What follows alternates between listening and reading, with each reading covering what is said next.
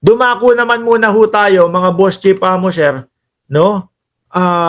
Dito kay Eric. Eto muna si Eric, oh. I conscience call to the AF. Ako po. Tingin ko dapat kasuhan to.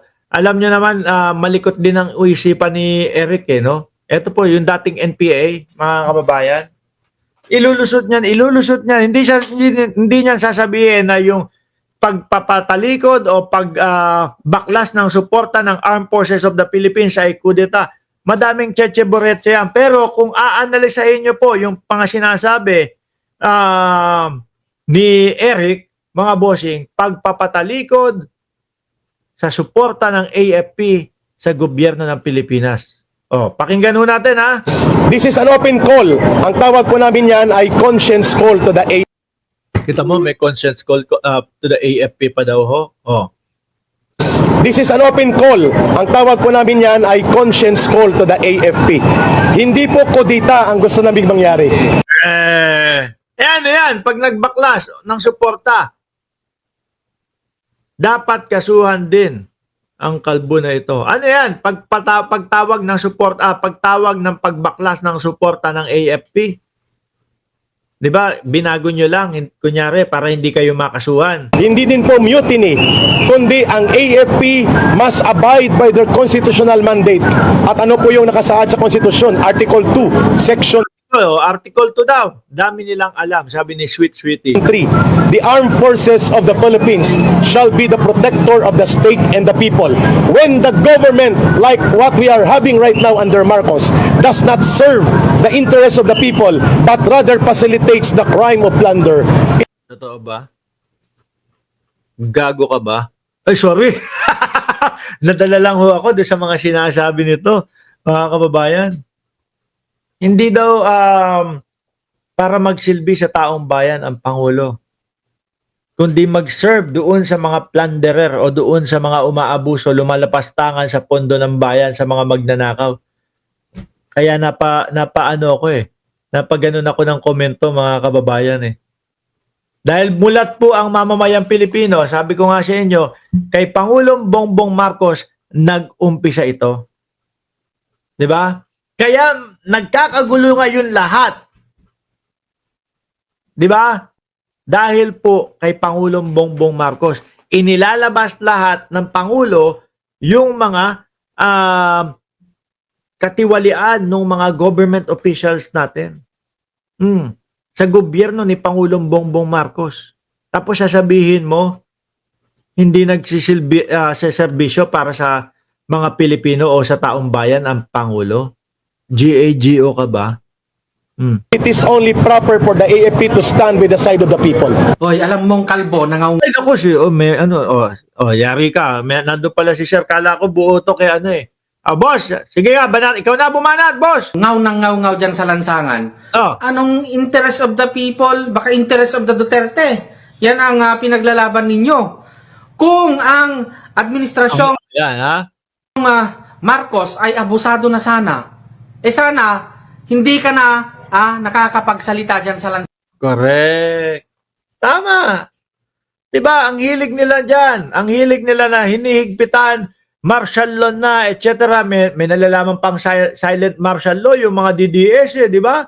Pero sila naman po yung talagang nandun lagi sa lansangan, sigaw ng sigaw. No, magnanakaw si Marcos. Kung ano-ano mga sinisigaw nila. Di ba? Sige, ikaw na bumanat, boss. Wala na sana kayo dyan. Nag-o-organize pa lang kayo, pinipigilan na kayo. Yun sa Kaso, hindi mo na kailangan pigilan eh.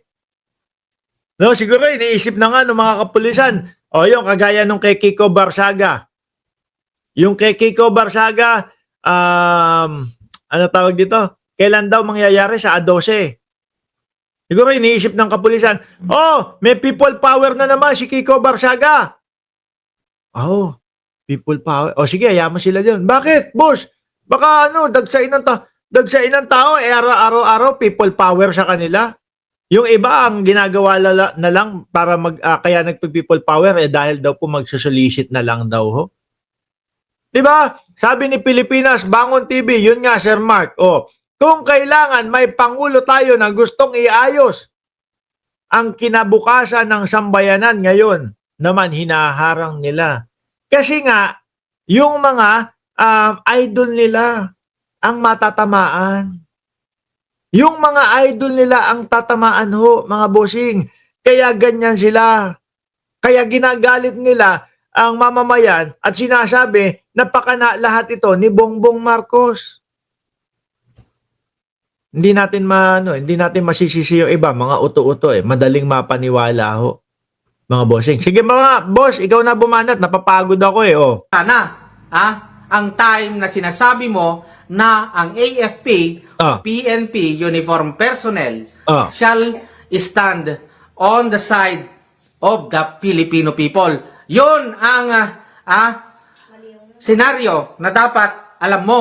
Ngayon, ano ba ang nangyayari? Ano ba ang tunay na nangyayari sa gobyerno? Ayun, pinapahuli, pinapa-aresto, pinapa-imbestigahan ni Pangulong Bongbong Marcos yung mga tiwali at mga corrupt na government official. Sa Pilipinas, wala bang ginagawang gobyerno para kasuhan at labanan ng korupsyon, di ba? Ang Pangulong Bongbong Sabi ko sa inyo, mga kababayan, dilat, mulat ang mamamayang Pilipino. Di ba? Sa mga ginagawa po ni Pangulong Bongbong Marcos. Hindi nyo pwedeng yan. Ito ang katakutan ninyo. Mga DDS, ito ang katakutan ninyo. Baka dumating ang panahon na bago matapos ang termino ni Pangulong Bongbong Marcos, baka magsilabasan ng mamamayang Pilipino. No? Biruin mo 3 taon pa lang, eto na, nakikita na natin yung mga korupsyon. Nakikita na natin yung mga opisyales, karamihan sa mga opisyales natin nadadawit sa korupsyon. Tapos nalinis ni Pangulong Bongbong Marcos yan. Meron pa siyang another 3 years. Paano kung naglabasan yung mga tao? 1 taon bago matapos ang ni Pangulo. Ang termino ni Pangulo. Naglabasan ang tao. Baliktad ang nangyari. Ang isinigaw, wag na munang bumaba si Pangulong Bongbong Marcos. Nako po. Yun ang katakutan ninyo. Di ba? Dahil iba ang taong bayan. Pagsalita ng taong bayan ang nangyari. Tapos talagang yung mga sinasabi niyo mga people power ninyo.